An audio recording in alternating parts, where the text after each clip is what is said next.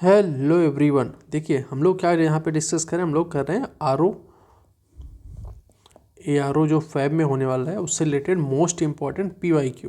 ठीक है, जो लगभग हर साल पूछे जाते हैं, हम लोग वो डिस्कस कर रहे हैं। ठीक है, देखिए ये जो है शिल्पी मैम का इंस्टा आईडी है, आप इसको फॉलो कर सकते हैं। ये जो है हमारे चैनल का टेलीग्राम ग्रुप है, आप इसको ज्वाइन करिए। जो भी आपको इसमें क्वेरी या डाउट आते हैं इसमें पूछते रहिए। साथ ही में जो मेंस के क्वेश्चन दिए जाते हैं आप इसमें लिख के भेजते रहिए। ठीक है, चलिए स्टार्ट करते हैं। देखिए पहला कह रहा है नवंबर 2021 में नीति आयोग द्वारा घोषित सतत विकास लक्ष्य शहरी सूचकांक और डैशबोर्ड 2021-22 निम्नलिखित में से कौन सा शहर शीर्ष 3 में सम्मिलित नहीं था। ठीक है, यहाँ पे देखिए आपको क्वेश्चन पढ़ते PYQ का इंपॉर्टेंट ये होता है कि एनालिसिस करना कि क्वेश्चन एक तो कैसे बन सकते हैं, सबसे बड़ी चीज़ की कि क्वेश्चन कैसे बन रहे हैं। ठीक है, एनालिसिस का PYQ ये क्वेश्चन बन कैसे रहे। दूसरी चीज़ क्या है कि अगर आप पढ़ रहे हैं, मान लीजिए कि कोई फिर करंट का न्यूज़ पढ़ रहे हैं या फिर कोई बुक पढ़ रहे हैं, ठीक है, तो क्या क्या चीज़ें ध्यान रखनी होती है। ठीक है, प्लस PYQ का एक और मतलब है कि यूपी PCS है, यूपी जो आयोग कराता है स्टेट PCS, इसमें maximum two line question repeat होते हैं। ठीक है, तो हम लोग तीनों का टारगेट हमारा यहाँ पे है कि कैसे किया जाए। अब दो चीज़ यहाँ पे देखिए, एक तो आपको सबसे बड़ी चीज़ कि जब आप क्वेश्चन पढ़िए तो नहीं वाला स्टेटमेंट पहले ही गोला कर देगा, आपको पता रहे कि क्वेश्चन में है या नहीं है, बताना क्या है।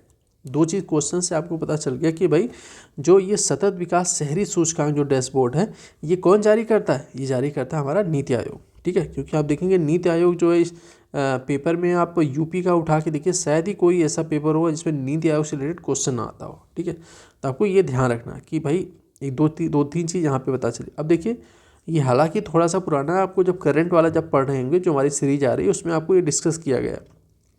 ठीक है, तो इसका आंसर क्या होगा, इसका आंसर होगा C इंदौर। ठीक है, इंदौर सीट शहर में किसमें सतत विकास लक्ष्य में नहीं था। इंदौर किसमें टॉप पर है, इंदौर टॉप में स्वच्छता में। ठीक है, ये सतत विकास शहरी जो हमारा ये सतत शहरी विकास सूचकांक डैशबोर्ड इसमें नहीं है, इसमें कोयम्बटूर, चंडीगढ़ और शिमला। ठीक है, चलिए नेक्स्ट देखते हैं। देखिए नेक्स्ट क्या है कि राष्ट्रीय विकास परिषद का गठन कब हुआ था, ईयर पूछ रहा है। ठीक है, अब देखिए ईयर पूछ रहा है, लेकिन इसमें क्या है कि आपको ध्यान रखना कि इससे रिलेटेड जो जैसे कि हम लोग लास्ट लेक्चर में डिस्कस किया था कि नाबार्ड हो गया, KKC हो गई, ठीक है, विश्व ये वर्ल्ड बैंक वर्ल्ड लेवल जो संस्थाएं होती है उससे रिलेटेड एक दो क्वेश्चन आपको देखने को मिल ही जाते हैं। हालांकि प्रीवियस ईयर आप यहाँ पे कवर करेंगे तो वो बहुत सारे हो सकता है क्वेश्चन आपको यहीं से सीधे टैकल हो जाएंगे। ठीक है, इसका आंसर हो जाएगा B। ठीक है, B मतलब 1992 में किया गया था। ठीक है, देखिए इसके बारे में अगर नाबार्ड राष्ट्रीय विकास परिषद के बारे में जानेंगे तो इसका गठन हुआ था 6 अगस्त 1952। ठीक है, ये क्या है, संविधानेतर निकाय है, संवैधानिक नहीं है, संविधानेतर इकाई है। ठीक है, जिसका अध्यक्ष कौन होता है, अध्यक्ष होते हैं इसके हमारे PM।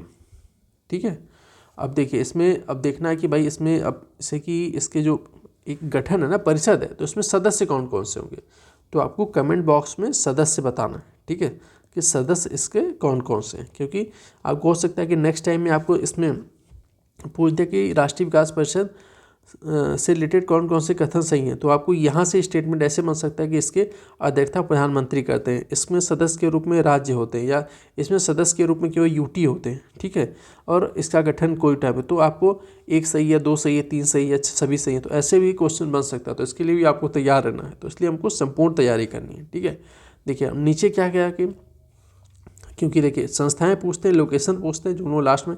अब इसमें पूछना है कि सिडबी का मुख्यालय कहाँ पे है।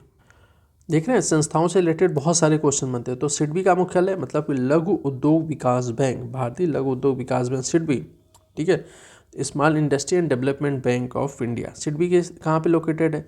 हालांकि इसमें ऑप्शन ऐसा दिया है कि बहुत से लोग थोड़ा सा दिमाग लगाएंगे तो पता चल जाएगा। यहाँ पे क्या है, ये हमारे लखनऊ में है। ठीक है, तो इसका आंसर क्या हो जाएगा, लखनऊ।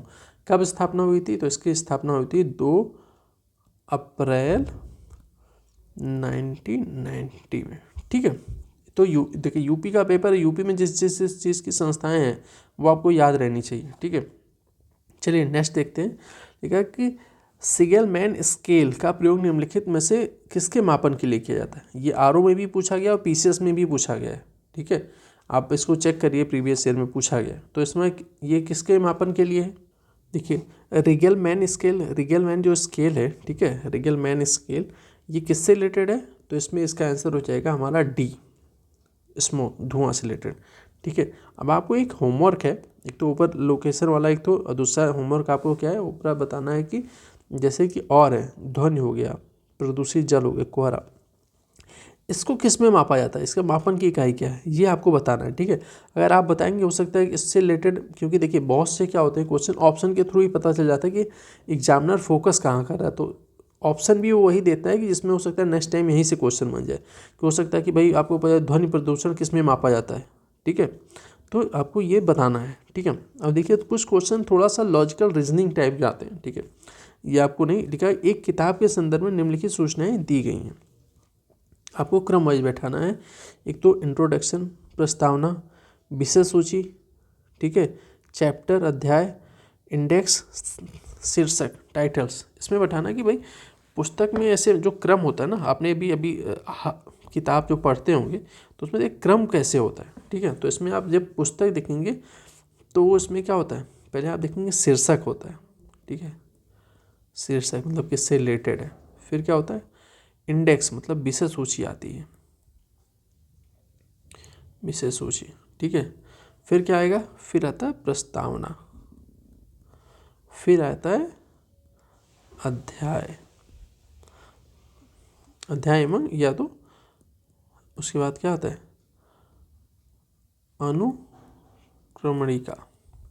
तो इसका आंसर क्या होगा, सी हो जाएगा। ठीक है, कि मतलब पहले तो इसका आंसर हो गया 5। ठीक है, तो ये क्रम होता है इसका, शीर्षक, विषय सूची, प्रस्तावना, अध्याय, फिर अनुक्रमण। क्या देखिए अब ये क्योंकि यूपी में गंगा का बहुत ही ज़्यादा महत्व है, तो इसमें पूछ रहा है गंगा नदी उत्तर प्रदेश में किस जनपद में प्रवेश करती है। ठीक है, तो प्रवेश कहाँ से, यूपी में गंगा नदी कहाँ से प्रवेश करती है, तो बिजनौर, मेरठ, सहारनपुर, जेपी नगर। ठीक है, तो इसका आंसर हो जाएगा, देखिए ये सब थोड़ा बेसिक क्वेश्चन है लेकिन इंपॉर्टेंट है क्योंकि ये पूछे जाते हैं, ये आपको मतलब ये क्वेश्चन तो आपको गलत नहीं होनी चाहिए क्योंकि मैक्सिमम लोग इसको सही करके आएंगे। तो यूपी में जो गंगा नदी कहाँ पे, ए बिजनौर से प्रवेश करती है। ठीक है, प्रवेश करती है, लगभग आप देखेंगे यूपी में लगभग आप देखेंगे कि 27 जिलों से होकर गंगा नदी बहती है। और भारत सरकार ने एक और यहाँ पे इंफॉर्मेशन ले सकते हैं कि भारत सरकार ने नवंबर 2008 में, ठीक है, क्या है गंगा नदी को, जो गंगा रिवर है उसको भारत की राष्ट्रीय नदी घोषित कर दिया गया था। ठीक है, देखिए नेक्स्ट देखिए यहाँ पे कह रहा है कि जो संविधान में निम्नलिखित अनुच्छेदों के अंदर संसद के दोनों सदनों के संयुक्त अधिवेशन का प्रस्ताव, इससे रिलेटेड क्या क्वेश्चन बनते हैं, संयुक्त अधिवेशन किस आर्टिकल के थ्रू मतलब आयोजित किया जाता है, बुलाया जाता है। देखिए यहाँ पे ऑप्शन है 100 मतलब आर्टिकल 100, 108, 108, 110, इसमें से कोई नहीं।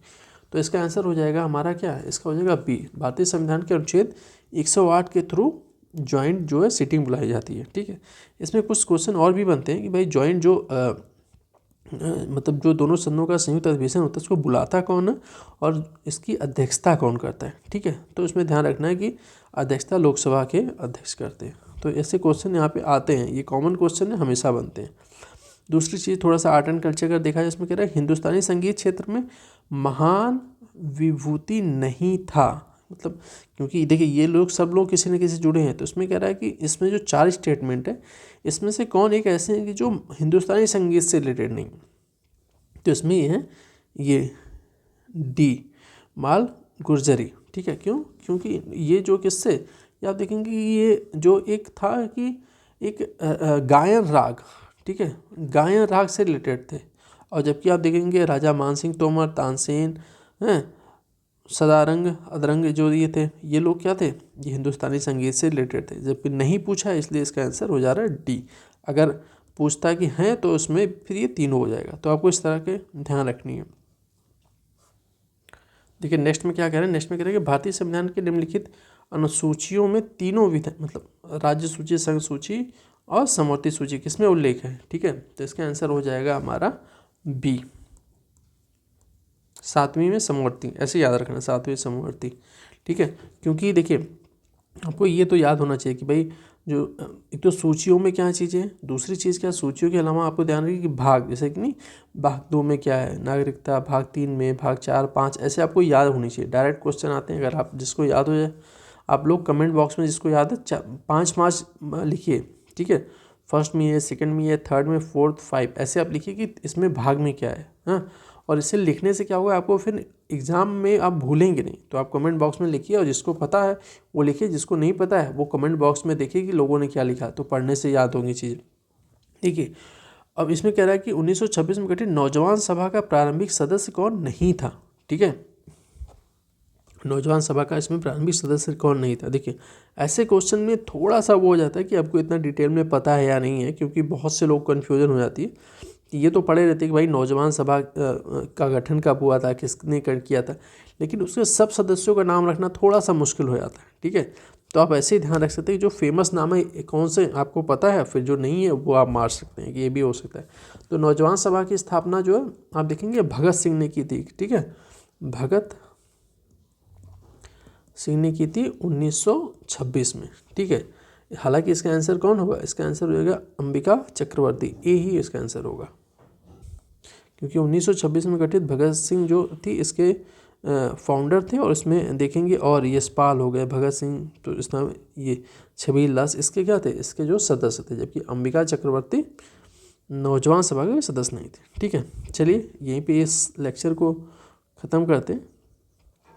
अगले में हम लोग नेक्स्ट लेक्चर से और चीज़ों को देखेंगे और भी क्वेश्चन ले आएंगे जो काफ़ी इंपॉर्टेंट है। ठीक है, अब कैसा लग रहा है या कोई भी डाउट हो या कोई भी क्वेरी हो तो कमेंट बॉक्स में हमें पूछ सकते हैं। ठीक है, चलिए तब तक के लिए धन्यवाद, थैंक यू सो मच।